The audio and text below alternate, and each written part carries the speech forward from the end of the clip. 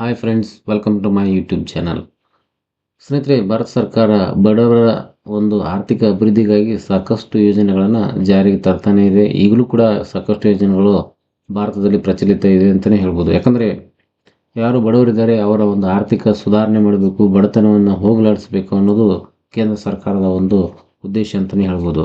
ಅದೇ ರೀತಿ ಈಗ ಯಾರು ಬಡತನದಲ್ಲಿ ಇದ್ದಾರೋ ಅವರ ಒಂದು ಬಡತನವನ್ನು ಹೋಗಲಾಡಿಸುವುದರ ಜೊತೆಗೆ ಆರ್ಥಿಕ ಅಭಿವೃದ್ಧಿಯನ್ನು ಸಾಧಿಸುವ ನಿಟ್ಟಿನಲ್ಲಿ ಅವರಿಗೆ ಸ್ವ ಉದ್ಯೋಗವನ್ನು ಮಾಡಲು 5 ಲಕ್ಷ ರೂಪಾಯಿವರೆಗೆ ಸಾಲ ಸೌಲಭ್ಯವನ್ನು ನೀಡುವುದು, ಜೊತೆಗೆ ಅದು ಕೂಡ ಬಡ್ಡಿ ರಹಿತವಾಗಿ ನೀಡುವುದು, ಅಲ್ಲದೆ ಅವರಿಗೆ ಈ ಒಂದು ಉದ್ಯೋಗವನ್ನು ಮಾಡಲಿಕ್ಕೆ ಟ್ರೈನಿಂಗನ್ನು ಕೊಡುವುದು ಕೂಡ ಕೇಂದ್ರ ಸರ್ಕಾರ ಮಾಡ್ತಾ ಇದೆ. ಹಾಗಾದರೆ ಸ್ನೇಹಿತರೆ, ಕೇಂದ್ರ ಸರ್ಕಾರ ಈ ಒಂದು ಜಾರಿಗೆ ತಂದಿರ್ತಕ್ಕಂತಹ ಒಂದು ಯೋಜನೆ ಯಾವುದು ಅನ್ನೋದನ್ನು ಈ ಒಂದು ವಿಡಿಯೋದ ಮೂಲಕ ನೀವು ತಿಳ್ಕೊಬೋದು. ಸ್ನೇಹಿತರೆ, ಈ ಒಂದು ಚಾನಲನ್ನು ನೀವು ಫಸ್ಟ್ ಟೈಮ್ ನೋಡ್ತಿದ್ರೆ ದಯವಿಟ್ಟು ಸಬ್ಸ್ಕ್ರೈಬ್ ಮಾಡ್ಕೊಳ್ಳಿ ಮತ್ತು ಪಕ್ಕದಲ್ಲಿರ್ತಕ್ಕಂತಹ ಬೆಲ್ ಬಟನನ್ನು ಪ್ರೆಸ್ ಮಾಡೋದನ್ನು ಮರಿಬೇಡಿ. ಯಾಕಂದರೆ ಇದರಿಂದಾಗಿ ನಾನು ಹೊಸ ವಿಡಿಯೋಗಳ ಮಾಹಿತಿಯನ್ನು ನೀವು ತಿಳ್ಕೊಬಹುದು. ಸ್ನೇಹಿತರೆ, ಕೇಂದ್ರ ಸರ್ಕಾರ ಬಡತನ ರೇಖೆಗಿಂತ ಕೆಳಗಡೆ ಇರ್ತಕ್ಕಂಥ ಜನರಿಗೆ ಅವರ ಆರ್ಥಿಕ ಅಭಿವೃದ್ಧಿಯನ್ನು ಸಾಧಿಸುವುದರ ಜೊತೆಗೆ ದೇಶದ ಬಡತನವನ್ನು ಹೋಗಲಾಡಿಸುವುದು ಕೇಂದ್ರ ಸರ್ಕಾರದ ಒಂದು ಉದ್ದೇಶ ಅಂತಲೇ ಹೇಳ್ಬೋದು. ಈ ನಿಟ್ಟಿನಲ್ಲಿ ಸಾಕಷ್ಟು ಯೋಜನೆಗಳನ್ನು ಜಾರಿಗೆ ತರ್ತಾನೆ ಇದೆ.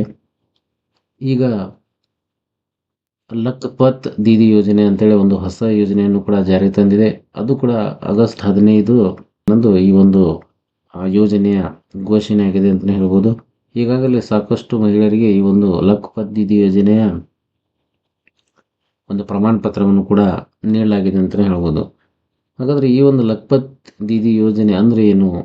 ಇಷ್ಟೇ ಸ್ನೇಹಿತರೆ, ಲಖಪತ್ ದೀದಿ ಯೋಜನೆ ಅಂದರೆ ಯಾರು ಮಹಿಳೆಯರಿರ್ತಾರೆ ಅವರು ಸ್ವಸಹಾಯ ಗುಂಪುಗಳನ್ನು ಮಾಡ್ಕೊಂಡಿರ್ತಾರೆ.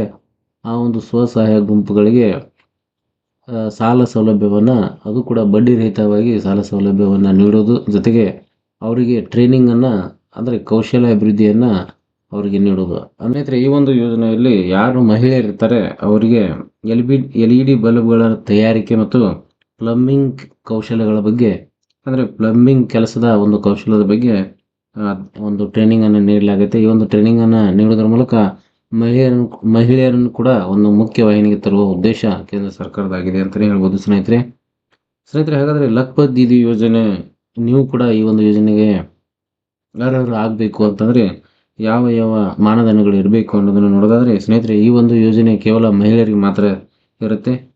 ಯಾರು ಮಹಿಳೆಯರು ಈ ಒಂದು ಯೋಜನೆಗೆ ಅರ್ಜಿಯನ್ನು ಸಲ್ಲಿಸುತ್ತಾರೆ ಅವರು ಒಂದು ಯಾವ ರಾಜ್ಯದಲ್ಲಿ ಅವರು ವಾಸ ಮಾಡ್ತಿರ್ತಾರೆ ಆ ಒಂದು ರಾಜ್ಯದ ಕಾಯಂ ನಿವಾಸಿಯಾಗಿರಬೇಕಾಗುತ್ತೆ. ಜೊತೆಗೆ ಅವರ ಒಂದು ವಾರ್ಷಿಕ ಆದಾಯ 3 ಲಕ್ಷ ರೂಪಾಯಿಗಿಂತ ಕಡಿಮೆ ಇರಬೇಕು. ಇನ್ನು ಯಾರು ಈ ಒಂದು ಲಖಪತ್ ದೀದಿ ಯೋಜನೆಗೆ ಅರ್ಜಿಯನ್ನು ಸಲ್ಲಿಸ್ತಾರೋ ಅಂಥ ಮಹಿಳೆಯರ ಒಂದು ಆದಾಯ 3 ಲಕ್ಷಕ್ಕಿಂತ ಕೆಳಗಡೆ ಇರಬೇಕು. ಜೊತೆಗೆ ಆ ಒಂದು ಫ್ಯಾಮಿಲಿಯಲ್ಲಿ ಯಾರು ಕೂಡ ಸರ್ಕಾರಿ ನೌಕರಿಯನ್ನು ಹೊಂದಿರಬಾರದು. ಇದಿಷ್ಟು ಅರ್ಹತೆ ಹೊಂದಿದರೂ ಕೂಡ ಈ ಒಂದು ಯೋಜನೆಗೆ ನೀವು ಅರ್ಜಿಯನ್ನು ಸಲ್ಲಿಸಬಹುದು. ಇನ್ನು ಈ ಒಂದು ಯೋಜನೆಯ ಪ್ರಯೋಜನವನ್ನು ನಾವು ನೋಡೋದಾದರೆ, ಈ ಒಂದು ಯೋಜನೆಯಲ್ಲಿ ಮಹಿಳೆಯರನ್ನು, ಅದರಲ್ಲೂ ಕೂಡ ಸ್ವಸಹಾಯ ಗುಂಪುಗಳಲ್ಲಿ ಯಾರಿರ್ತಾರೆ ಅಂಥವರನ್ನು ಹುಡುಕಿ ಅವರಿಗೆ LED ಲೈಟ್ಗಳ ತಯಾರಿಕೆ, ಪ್ಲಂಬಿಂಗ್ ಮತ್ತು ಡ್ರೋನ್ ರಿಪೇರಿ ತರಬೇತಿಯನ್ನು ಕೂಡ ಈ ಒಂದು ಮಹಿಳೆಯರಿಗೆ ನೀಡಲಾಗುತ್ತೆ. ಈ ಒಂದು ಎಲ್ಲ ಕೆಲಸವನ್ನು ಮಾಡಲಿಕ್ಕೆ ಅವರಿಗೆ ಕಾರ್ಯಾಗಾರಗಳನ್ನು ಮತ್ತು ಸಾಲ ಸೌಲಭ್ಯವನ್ನು ನೀಡಲಾಗುತ್ತೆ, ವಿಮೆಯನ್ನು ನೀಡಲಾಗುತ್ತೆ, ಕೌಶಲ್ಯ ಅಭಿವೃದ್ಧಿ ಟ್ರೈನಿಂಗನ್ನು ನೀಡಲಾಗುತ್ತೆ, ಜೊತೆಗೆ ಅವರಿಗೆ ಆರ್ಥಿಕ ಪ್ರೋತ್ಸಾಹವನ್ನು ನೀಡಲಾಗುತ್ತೆ. ಈ ಎಲ್ಲ ಯೋಜನೆಗಳ ಪ್ರಯೋಜನಗಳನ್ನು ಅವರು ಈ ಒಂದು ಯೋಜನೆ ಮೂಲಕ ಪಡ್ಕೋಬಹುದು.